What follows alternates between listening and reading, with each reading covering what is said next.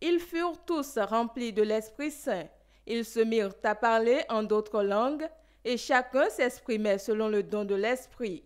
C'est la Pentecôte qui est célébrée ce dimanche 5 juin 2022 par l'ensemble des communautés chrétiennes. Et que ce soit chez les célestes, les catholiques ou du côté des assemblées de Dieu, l'esprit de commémoration de cet événement demeure le même.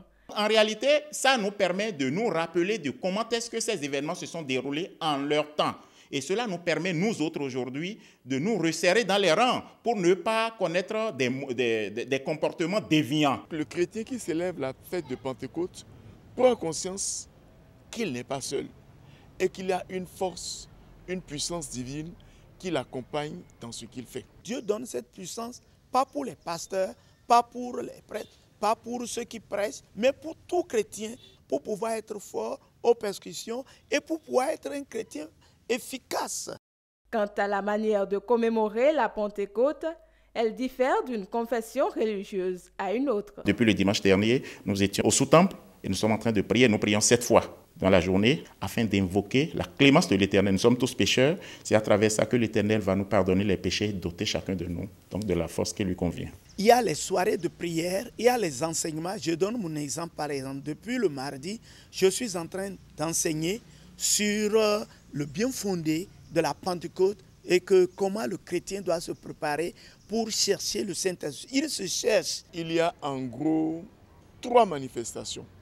La première n'est plus tellement obligatoire. C'est une messe qu'on appelle la vigile de Pentecôte, une messe qui est célébrée la veille de Pentecôte, le samedi soir. La deuxième, c'est la messe du jour de Pentecôte. Et la troisième manifestation, je dirais, c'est que le jour de Pentecôte est le jour indiqué de façon générale pour donner le sacrement de confirmation. La Pentecôte remonte à la descente de l'Esprit de Dieu sur les apôtres de Jésus, mais selon la croyance chrétienne, les fidèles continuent de bénéficier de ces différents dons. Ceux qui se sont véritablement sanctifiés, vous verrez que c'est parmi eux qu'on aura le don de la prophétie, c'est-à-dire de la vision. C'est l'Esprit Saint, en fait, qui fait ce travail-là en la personne. C'est d'où nous avons des visionnaires dans l'Église. Et ceux qui ne le savent pas, ils pensent que c'est avec du gris-gris que nous fonctionnons. Non, c'est ça, c'est ce que nous sommes en train d'observer. C'est une semaine de sacrifice. Les dons que l'Esprit apporte à l'être humain sont divers et variés. Il y a le don de la prière, par exemple. L'Esprit Saint nous donne le don de la sagesse.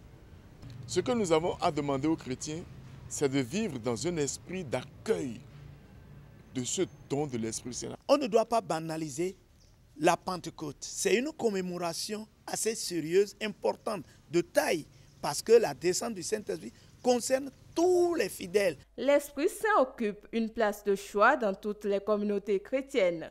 Même si la pratique diffère selon la confession religieuse, le 50e jour après la Pâque est dédié à la commémoration de sa descente sur les apôtres de Jésus-Christ. C'est une occasion pour les fidèles chrétiens de se faire habiter à leur tour par l'Esprit de Dieu pour triompher du mal. Alléluia, alléluia, alléluia.